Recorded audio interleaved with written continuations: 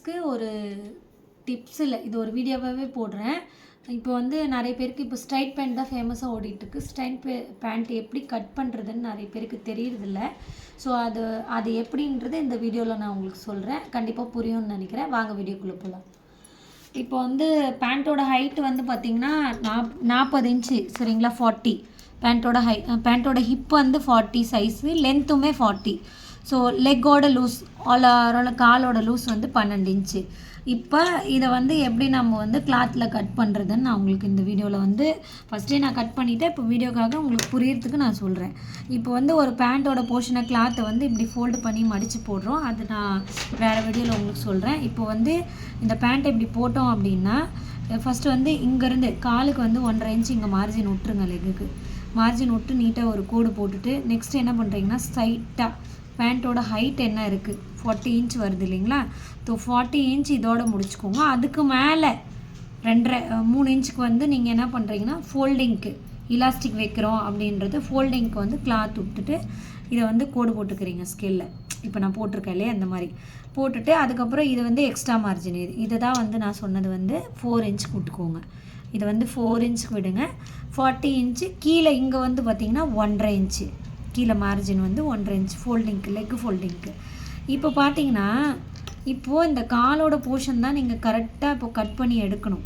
இது எப்படின்னா இப்போ ஹிப் லூஸ் வந்து 40 சொன்னேன் இல்லையா. நார்மல் பேண்ட்டுக்கு நான் ஒரு வீடியோ போட்டிருப்பேன். அதில் பார்த்தீங்கன்னா நார்மலாக 40 லூஸ் ஹிப் லூஸ் வருது அப்படின்னா 40 இன்ச் வருது அப்படின்னா 4 டிவைட் பண்ணிங்கன்னா 10 இன்ச் வரும். 10 இன்ச் வரும்போது எக்ஸ்ட்ரா 2 இன்ச்சு நான் சொன்னேன் இல்லையா 8 இன்ச்சு எக்ஸ்ட்ரா சேர்த்திக்கணும். 40 + 8 இன்ச்சு. ஸோ இங்கே 2 இன்ச்சஸ் நம்ம எக்ஸ்ட்ரா கொடுக்குறோம். இதுதான் நம்ம பேண்ட்டுக்கு கொடுக்குற மார்ஜின் அளவு. இந்த இடம் பார்த்திங்கன்னா நீங்கள் என்ன பண்ணணும்னா இந்த ஹைட் வந்து மொத்தம் நம்ம பேண்ட்டுக்கு நார்மலாக பேண்ட்டுக்கு வந்து 16 இன்ச்சு வைக்கிறோம். 8 இன்ச்சு மேலே பாட்டமுக்கு ஹைட் வைக்கிறோம். கீழே பேண்ட்டுக்கு ஹைட் வந்து 8 இன்ச் வைக்கிறோம். 8 8 16 இன்ச்சு. அதே கால்குலேஷன் தான் இந்த 16 இன்ச்சு இங்கே வரணும். ஸோ 16ல் 2 இன்ச்சு கம்மி பண்ணிடுங்க. 14 இன்ச்சு ஹைட் இது வைக்கணும். நார்மலாக இந்த சைஸ்க்கு இவ்வளோன்னு இருக்குது. 14 இன்ச்சுக்கு இந்த ஹைட்டை வச்சுட்டு இங்கிறது 1 இன்ச்சுக்கு மார்ஜின் கொடுக்குறீங்க இந்த கவ் கொடுக்கறதுக்கு. ஸோ இந்த கவ் வந்து கரெக்டாக அப்படி கொடுத்துட்டிங்க அப்படின்னா இது பேண்ட்டுக்கு உண்டான மார்ஜின் ஆகிடுதுங்களா. இப்போ சென்டர் போர்ஷன் வந்து பார்த்திங்கன்னா இந்த 40 இன்ச்சுக்கு நம்ம இடுப்பு லூஸ் வச்சுருக்கோம் இல்லையா. டோட்டல் ஆல்ரவுண்டில் சென்டர் வரதில் சென்டரில் நீட்டாக ஒரு கோடு போட்டுக்கோங்க. ஸோ இந்த கோடு தான் உங்களுக்கு வந்து பேண்ட்டு கால் அளவு கரெக்டாக வரையறதுக்கு உங்களுக்கு கரெக்டாக இருக்கும். இப்படி பார்த்திங்கன்னா இப்போ இப்படி இருக்குது இல்லையா. ஸோ நான் பாருங்கள் காலோட அளவு பார்த்திங்கன்னா சென்டர் கோடு போட்ட பின்னாடி தான் நான் இங்கே மார்ஜின் வச்சுருப்பேன். பேண்ட் அளவு பார்த்திங்கன்னா 12. ஸோ 12ல் பாதி 6. சென்டரில் நீங்கள் கோடு போட்டுட்டு இந்த பக்கம் 3 இன்ச்சு இந்த பக்கம் 3 இன்ச்சு. அதுக்கப்புறம் இங்கேருந்து ஸ்ட்ரைட்டாக ஒரு கோடு அந்த 3 இன்ச்சில் வந்து நீங்கள் இப்படி ஸ்கேலை வச்சு கோடு போட்டுக்கோங்க. அதே மாதிரி இங்கேயுமே இந்த கர்வ் கொடுத்துருக்கீங்களா இதுலேருந்து நேராக ஒரு கோடு போடுறீங்க. ஸோ இப்படி கோடு போட்டால் தான் உங்களுக்கு இந்த இடத்துல கட் பண்ணுறதுக்கு கிளாத் வரும். ஸோ பேண்ட்டை இப்படி கட் பண்ணும் போது தான் உங்களுக்கு வந்து ஸ்ட்ரைட்டாக இருக்கும். இல்லை ஒரு மாதிரி பிளாசோ பேண்ட்டுக்கு நெளியாக இருக்கும் பாருங்கள் அந்த மாதிரி இருக்கும். ஸோ இப்போ நான் எல்லாம் மார்க் போட்டுட்டு இதை கட் பண்ணி எடுக்கணும். இதை இங்கே கட் பண்ணிடும், இது இங்கே கட் பண்ணிடும், ஹிப் போர்ஷனை எக்ஸ்ட்ரா எடுத்துரும். ஸோ ஃப்ரண்ட் போர்ஷன் நம்மளுக்கு ஓவரால் ரெடி ஆகிடுச்சு. ஃப்ரண்ட்டுக்கு இங்கே மார்ஜின் 1 இன்ச் கொடுத்துருக்கேன். ஹைட்டு வந்து இங்கே 1.5 இன்ச்சு கொடுத்துட்டு ஃபோல்டிங்க்கு இங்கேருந்து ஹைட் 40 இன்ச் கொடுத்துருக்கேன். ஹிப்புக்கு லூஸ் வந்து 40 இன்ச்சு 40 இன்ச்சில் 10 இன்ச் மார்ஜின் கொடுத்துட்டு அதுக்கு மேலே எக்ஸஸாக 2 இன்ச் கொடுத்துருக்கேன். ஸோ இதில் ஏதாவது டவுட் இருக்கா உங்களுக்கு? இருக்காதுன்னு நினைக்கிறேன். ஸோ இதை வச்சு இப்போ நான் பேக் போர்ஷன் வெட்டணும். ஃப்ரண்ட்டை வச்சு தான் பேக் வெட்ட போகிறோம். ஸோ பேக் வெட்டும் போது பார்த்திங்கன்னா ஓவரால் பேக்கும் நான் வெட்டி எடுத்துட்டேன். உங்களுக்கு வீடியோக்காக காட்டுறேன்.